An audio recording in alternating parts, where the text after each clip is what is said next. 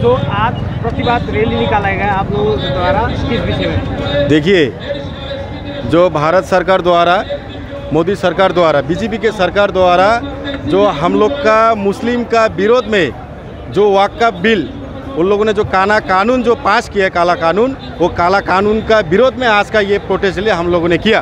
देखिए, वो लोग बोलते हैं कि हिंदू खतरे में है। हिंदू कैसे खतरे में है? जब भारत का प्रधानमंत्री जब सिख समुदाय से था, जब भारत का राष्ट्रपति मुस्लिम समुदाय से था, तब देश को खतरा नहीं था, तब देश को हिंदू को खतरा नहीं था। तो अभी जब उच्च पदाधिकारी जो है सभी तो हिंदू है, तो आज हिंदू खतरे में है? हिंदू खतरे में नहीं है। एक्चुअल में हम लोग का देश खतरे में है। देश का हर एक जनता, हर एक नागरिक खतरे में है। आज वो लोग नौकरी, मकान, ये सब के बारे में नहीं बोलते हैं, शिक्षा के बारे में नहीं बोलते, लेकिन हिंदू मुस्लिम का राजनीति करके प्रभाव डाल के बीजेपी सरकार ये एक राजनीतिक समीकरण ये लोग कर रहे हैं। अमेंडमेंट बिल पे क्या अमेंडमेंट किया गया? वक्फ बिल में क्या अमेंडमेंट? देखिए, वक्फ बिल में ऐसा अमेंडमेंट किया गया है जैसे कि हम लोग का मस्जिद मदरसा से लेकर हम लोग का ईदगाह का जो माठ है, ये सब छीनने का कोशिश किया जा रहा है, लेकिन हम लोग ये होने नहीं देंगे।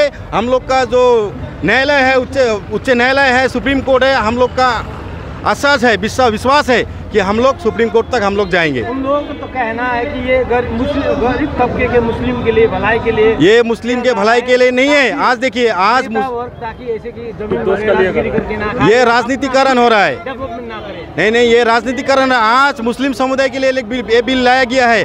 आने वाला दिन में देखा जाएगा बुद्धिज्म के लिए ये बिल लाया जा सकता है। आने वाला दिन में देखा जाएगा क्रिश्चियन के लिए ये बिल लाया जा सकता है। वो लोग का गिरजा है कि नहीं, बुद्धिज्म का क्या बोलते हैं, गुम्बा है। ये सब भी तो इसलिए मैं बोलना चाहूँगा कि हम लोग हिंदू, मुस्लिम, सिख, ईसाई, हम लोग आपस में भाई हम लोग ये भाईचारा को भारतवर्ष में हम लोग का ये सेकुलर कंट्री है, उसी के हिसाब से हम लोग को चलना होगा। सबका साथ, सबको लेकर हम लोग का आने वाला दिन में भी चलना होगा, और इस बिल के विरोध में हम लोग का ये प्रदर्शन जारी रहेगा। किसी भी धार्मिक संगठन या धार्मिक का भारत में कोई वोट नहीं है, खाली वक्फ बोर्ड। देखिए, ये जो वक्फ बोर्ड है ये आज का नहीं है, ये बहुत साल का पहले का ये बोर्ड है।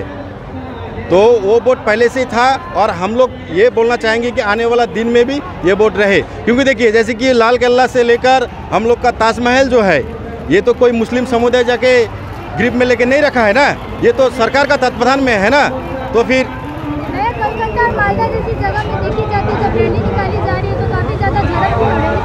देखिए, जो दुष्कर्म करता है उनका कोई जात, उनका कोई धर्म नहीं होता है ना। जो दुष्कर्म किया जाता है वो हिंदू मुस्लिम बोल के नहीं है, वो दुष्कृति है, वो क्रिमिनल है जो ऐसा काम करता है। वो सब काम का पक्ष में हम लोग नहीं है, वो सब काम का हम लोग घोर विरोध करते हैं, घोर निंदा करते हैं। मोदी सरकार इस बिल को बैक नहीं लेती तो क्या? तब तक हम लोग का प्रोटेस्ट जारी हर एक जगह में चलता रहेगा। आपका पूरा परिचय? जी, मेरा नाम मोहम्मदुल हक, और मैं DMI का कालचिनी ब्लॉक का उपाध्यक्ष हूँ, मैं वाइस प्रेसिडेंट हूँ। कहाँ के संगठन जुड़े हुए हैं? यहाँ पे जयगांव मुस्लिम वेलफेयर से लेकर जयगांव ऑटो समाज से लेकर सभी संगठन यहाँ पे एक साथ होकर आज का इस रैली को सफल बनाया है।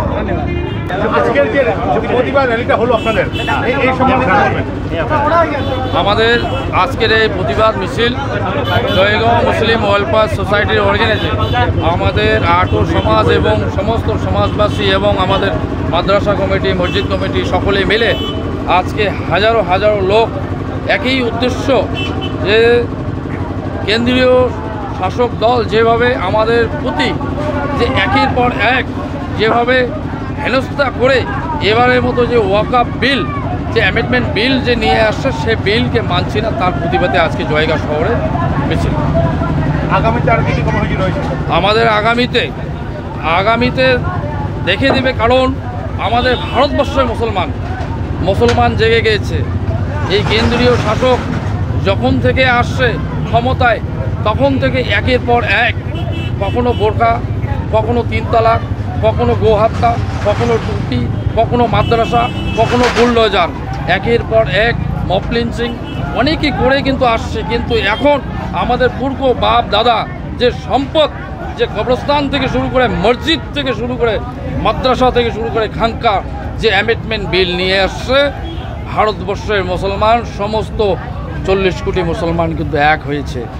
আনেওয়ালা দিনে যেরকম বিগত দিনে কৃষি আন্দোলন হয়েছে, যে কৃষি কালো আইন নিয়ে আসছে, সে আইনকে বছর পর্যন্ত বিরোধ করে যেভাবে সে বিলকে ক্যান্সেল করেছে, আমাদের ভারতবর্ষে আমরা জয়গাঁও মুসলিম ওয়েলফেয়ার সোসাইটির পক্ষ থেকে আমাদের উত্তরবঙ্গ, ওয়েস্ট বেঙ্গল থেকে শুরু করে আমাদের কেন্দ্রীয় কমিটি যে আমাদের মুসলিম সংগঠন আছে সকলের সঙ্গে আমাদের মুসলিম ওয়েলফেয়ার সোসাইটি কমিটি বসবে, যে নির্দেশিকা আসবে আনেওয়ালা দিনে যদি আমাদের দিল্লি যাইতে হয়, দিল্লির মাটিতে আমরা তৈরি আছি।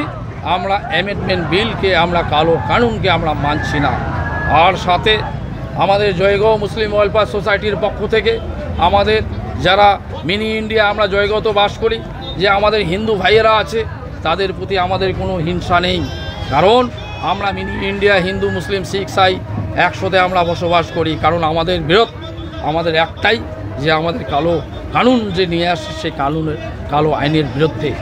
এই কারণ আর একটা সাথে মেসেজ দিতে চাই যে এটা একটা নরেন্দ্র মোদীর যে অমিত শাহ যে কেন্দ্রীয় ক্ষমতার একটা ছোট্ট একটা উদাহরণ, যেরকম ইনি প্রতিবারে বছরে বছরে একটার পর এক মুসলমানকে হেনস্থা করে, কারণ হিন্দু ভাইদেরকে একঠাট্টা করার জন্য, কারণ হিন্দু ভাইয়ের ভোট দিয়ে মুসলমানকে হেনস্থা করে উনি ক্ষমতায় থাকতে চায়।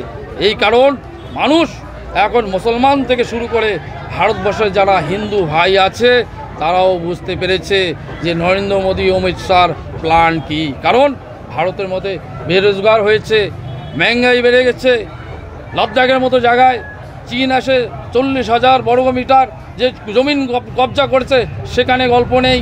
দিনের পর শেয়ার মার্কেট ডাউন হয়ে গেছে, আমেরিকা আমাদের ট্যাক্স করে দিয়েছে, সেই দিকে কোনো কথা নেই। একটাই যে মুসলমান, কারণ মুসলমান একটা জাতিগত একটা মাইন্ড গেম, এটা যে কেন্দ্রীয় শাসক দল এই মাইন্ড গেমকে খেলে ক্ষমতায় আসতে চায়। কিন্তু এবার এটাই বলতে চাই, অনেক করেছো, 3 তালাক থেকে শুরু করে, যে মব লিঞ্চিং থেকে শুরু করে, গোহত্যা থেকে শুরু করে, বুলডোজার থেকে শুরু করে অনেকে করেছো, কিন্তু এখন ভারতবর্ষের মুসলমান এক হয়েছে, একভাবে দিল্লির বুকে গিয়ে এই আন্দোলন বৃত্তভাবে করবে, সেইভাবে করবে, দেখিয়ে দেব আমরা তৈরি আছি। এটাই সাধারণ একটা ছোট্ট একটা মেসেজ। এই জায়গাতে আজকে সমস্ত সমাজ মিলে আমরা শান্তিপূর্ণভাবে আমরা এই র্যালিকে সম্পন্ন করতে পেরেছি। আমাদের সমাজবাসীকে, আমাদের সমস্ত কমিটিকে, আমাদের কমিটি মেম্বারদেরকে এবং মৌলানা মোহাজ্জান মুফতি যারা আজকে এই কাঁধে কাঁধ মিলিয়ে এই ওয়াকফ বিলের বিরুদ্ধে রাস্তায় হেঁটেছেন, সকলকে আমার ধন্যবাদ। ভলেন্টিয়ার ভাইদেরকে ধন্যবাদ, এবং আলিপুরদুয়ার পুলিশ প্রশাসন যেভাবে ভূমিকা রোল নিভেছেন, এবং এসপি সাহেব থেকে শুরু করে এডিশনাল এসডিপিও, আইসি, ওসি এবং সমস্ত কনস্টেবল, সিভিক এবং সমস্ত সকলকে আমার ধন্যবাদ। এবং সাথে আমাদের মিডিয়া ভাই যারা আজকে মিডিয়া সম্পূর্ণ ভাই আজকে এই কভারেজ করেছেন, সকলকে আমার ধন্যবাদ। মানে ওয়াকফ বিলে কি অ্যামেন্ডমেন্ট হয়েছে ওই বিরুদ্ধে আপনার এটা প্রদর্শন করতেছেন? আমাদের ওয়াকফ বিল যে আমাদের বাপদাদা যে সম্পদ সে সরকারের মন মর্জি পর্যন্ত চলবে, যেটা আমাদের সম্পদ, আমাদের বাপদাদা দিয়েছে, যে একটা মাদ্রাসার জন্য, যে মসজিদের জন্য, যেখানে আমরা নামাজ পড়ব, সেই মসজিদ এবং কবরস্থান, আমাদের যারা পূর্বপুরুষ যারা বাপ দাদা আমাদের শুয়ে আছে, সেই কবর সেই আমাদের হাতে থাকবে না। তার এই ওয়াকফ বিল, তার বিরুদ্ধে আমরা মানছি না, এই জন্য আমরা এই রাস্তায় নেমেছি। আমার পরিচয় আব্দুল মানিক, জয়গাঁও মুসলিম ওয়েলফেয়ার সোসাইটির চেয়ারম্যান, এবং সকলে আমাদের সেক্রেটারি থেকে শুরু করে সকলে উপস্থিত। ধন্যবাদ।